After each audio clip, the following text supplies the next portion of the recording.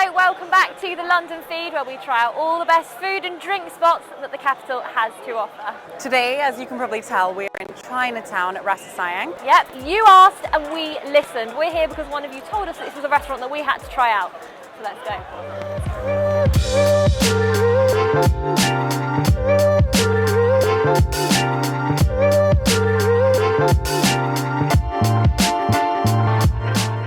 Well, Ellen, thank you so much for having us. Oh, thank you for coming. You've got many things about to come out of the kitchen. You're no stranger to an empire of restaurants, but this one is quite special and personal to you, isn't it? Oh, definitely. You know what Rasa Sayang means? Feel love. Oh. So it's a very, very sentimental thing. So I want to have this brought to the customers who come through the door to let them feel what this food is all about. Food in Southeast Asia, a lot of them are made out of love. You know, back in the kitchen at home with your mom, so this is how we do our food. So coming here, this is what I eat day and night in Singapore. So bringing this food to London is actually, for me, is more exciting because I can reach out to a lot more people understanding what Singapore food is all about. You've been in the food industry here in London and on the scene since 2008, 2007, 2008, yeah. You must have seen it change quite a lot. Have people's appreciation or understanding or appetite for the cuisine changed over time? It's a lot of changes actually. So when I first came here, a lot of these restaurants are serving very conservative food. Asian-wise, you see a lot of food from Cantonese food like roast duck, dim sum. Yes. That's a very safe bet. So now the scene has changed, almost like 180 degrees. You have Myanmarese food, we have African food, now Singapore food that's coming in, and Philippine food. So it's not very common, but you have seen all this influx of new Asian cuisine coming in, and it's great because it puts the bar a bit higher and you can actually serve authentic Asian cuisine. When I first started this restaurant in 2008, one of the challenges that I have is how do I tell the British people here that this is exactly what is served in Asia? I tried that, but I have a big slap on my face because they couldn't accept it. And I have to kind of modify a little bit just to, Has let that them. changed now? Do you think people understand the food more? I would say yes. Thank you. Teh tarik. Teh tarik is a pulled tea. Essentially, it's just milk tea. Very popular in Southeast Asia, especially Singapore. It's strong. It has condensed Really milk. nice. Yeah, and you add condensed milk and evaporated milk as well. So both. This is our chicken satay. So this is very common in any street food in Singapore. Chicken meat skewers, and this is a peanut sauce. That is really good. I could eat that whole plate. Very, And then very we can nice. go for the next dish now. This is like a selfish meal where you eat everything on your own, right? Because you have your rice, you have everything in No there. sharing. This is nasi lemak. This is coconut rice, and we always serve it with the anchovies, the fried look. anchovies. Tiny little anchovies. We call it ikan bilis. Below that anchovies are the achar. There's pineapple, that's the cucumber, and there's carrots. And peanuts? And peanuts, yeah. This is the sambal. This is a sambal for the nasi lemak. So are there varying levels of spiciness when it comes to sambal? Yes. Yes. This is, for me, it's a bit, it's not that spicy, but it's tiny bit. Let's see how we Tiny find bit, that. okay? Try the sambal? Yeah. Okay. Am I going to need a pint of milk? No. No? Okay. We're going in. Oh no, it's lovely. Texture-wise, really nice, and it's just warm. I think for someone who doesn't eat spice very often, what I find is that the spice takes over the flavour of the dish, whereas with this, I still feel like it acceptable. enhances Yeah, the good. flavour. The next thing I want you to try is the salted egg prawn. This is a very unusual dish. Okay, firstly, look at the size of those prawns. That's what I dream about. It's salted egg prawn. So it's cooked with salted egg, with butter. We eat salted egg for porridge, for breakfast. So we use this as an enhancer. So we use that salted egg to cook salted prawn. Can you try this one with us, Ellen? Sure. It's like coated rather Yes. than fried, isn't it? Correct. Yeah. So there's butter, you can taste that. Salted egg, it is Yeah. salty. Yeah, the egg comes through, but not in a strong way. Yeah, no. Just in the right kind of subtle. That's right, yeah. Thank you. Ooh, look at that. Wow. Roti prata, you call it in Singapore. So basically it's just flat bread.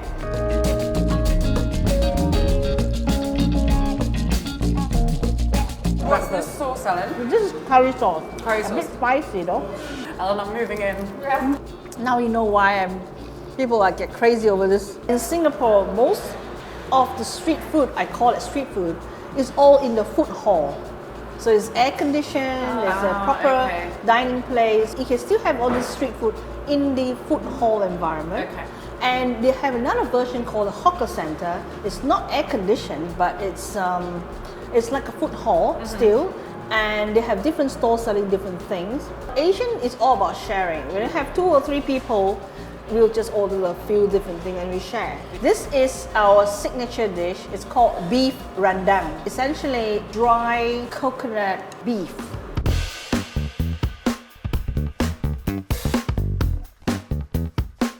The beef is slow cooked for at least about 6 to 8 hours. You've set up so many restaurants which have such a following and make incredible food. Like, where does that passion come from? First thing is the love for food. Me and my other colleagues and the people in my other half, we love food so much. We travel everywhere just to eat. Like when I first came here, I was told the seafood in other parts of the UK, Isle of Wight was good. So we actually drove all the way there just to have that. Yeah. So I was like, oh, okay, that's how our love for food is. And obviously, when we're sitting down talking about food, now we are actually discussing where to eat for dinner later on. Okay. So it's always about food Yeah. all again, and Yeah. and it's an icebreaker for us because when you talk about food, you just go non-stop. And because I wanted to share this culture so much to people who doesn't know about us, because when I first arrived, people thought that Singapore was part of China, which is unfortunately, because it's so small. So when we start to introduce this food, they don't associate us with China anymore. They're like, wow, where is this country? Where does this food come from? So again, it's my passion to educate people about this food. When I was young, my family, we had 4 of us, 4 siblings, and my mom and my dad. So we don't drive a car. My dad has a motorbike. Okay. So every Sunday, it's off work, he will put me at the back and drive and ride and go and get some Singapore laksa or Singapore carrot cake and kind of thing. So every time I eat the food, I was like, why am I only one eating? You know what I mean? So I said, my dad, I have to bring this back and share with my siblings. And that's what we always do. When you are talking about it and you got so excited, people will listen and they will want to have, I want to try this next time. Next time, it's my turn to go on my dad's motorbike, not me. So we kind of take turns. You're very good though to be one of 4. I'm also one of 4, and you were very good at sharing. I mean, at our dinner table, it was like, that's mine. I want the last one. And of course, this with siblings, we always fight over food. Yes, definitely. And we have one more there. The king and queen. I hope it's not so cold now. This is a chili crab. So. Oh, wow, my that is goodness. amazing. And this? What's this? Okay, this is mantou. Mantou is Chinese bun. We kind of like lightly deep fried it just to give it a texture, and then you eat that with the sauce. So this is a chili crab sauce. So it's made out of egg, tomato sauce. So dip it as much sauce as you can. That's how you can soak it up. Yeah. Oh, that's amazing. This is really my favorite. Yeah. I want to say a donutty texture, but it isn't. No, the it's nice not. crisp outside. Yeah, slightly sweet, you can taste it. The crab will be a bit challenging. In Singapore, we will just devour the whole thing with our hands, but here we probably will be challenging. I'm rolling up my sleeves for this. Okay, there we go. Oh, look inside there. That lovely crab flesh. Wow. That is amazing. Maybe not the best dish if you're going on a first date. Yeah, no. So thinking about like who you would bring here. I'm already thinking I'm going to try and bring my family back here when they're coming in a couple of weeks. I really want them all to experience this because I feel like, I don't know, all of the like nostalgic stories that you're telling as well makes me really want to be able to like share that with my family. I would bring my London foodie friends here. This isn't one that's necessarily on their radar, so I would bring them here as my like, guys, I found a new treasure. Yeah. Next coming up is the mee goreng. As you can see, it's a little bit wet. What's nice is that all the noodles are coated. Yes. You know, sometimes when you have a noodle dish, when there's a lot of sauce, it's like it doesn't stick to the noodle, it's kind of just in the bottom. One thing I really hate to go to a restaurant and they serve me like small, tiny dishes. I hate that. It's like when you eat something, you want to have a substantial amount. You want to eat like, I want more, but not so tiny. So this is what I really hate when you go to a restaurant and you serve me something I must use the microscope. Yes. The magnifying glass. Portions is definitely not an issue here.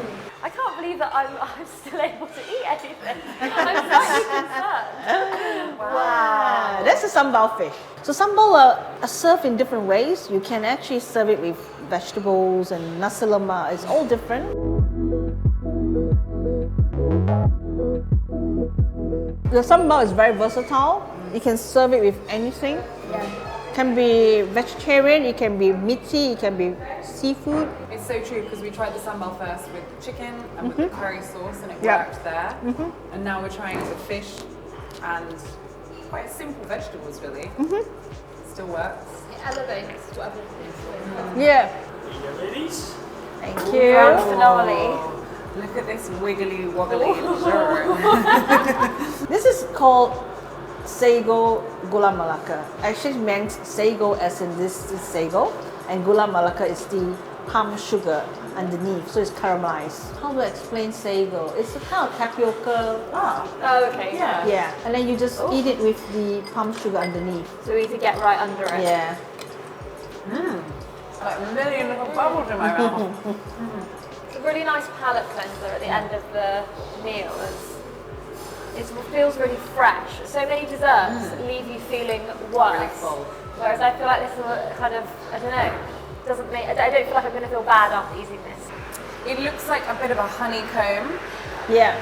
but actually when you put it in your mouth, they all these tiny little balls. This sago, it doesn't have its own taste. It actually absorbs what's around. So I hope I have given you the tour of the starters to the dishes to the dessert.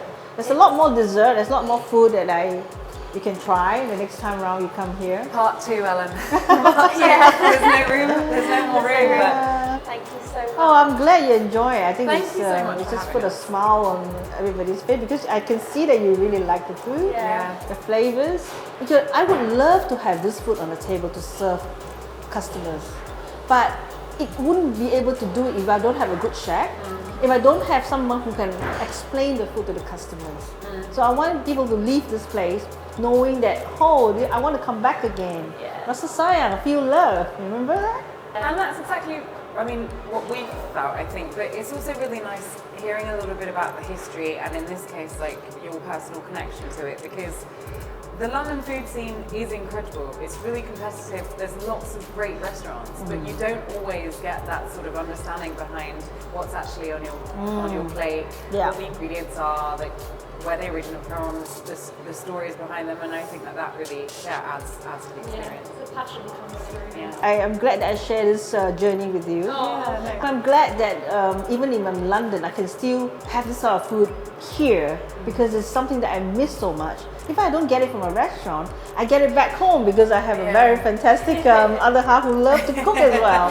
So yes. Well, that was pretty amazing, wasn't it? I'm so full but so happy. I know, we did eat a lot today. But as it says in the name, we've got a lot of love for rasa sayang. And if you love the video as much as we love making it, make sure you hit like, subscribe, and don't forget to click on the notification bell so you know when we put out our next video. And if there's anywhere else that you'd like us to go, make sure you let us know as well. And we'll see you next time. Bye. Bye.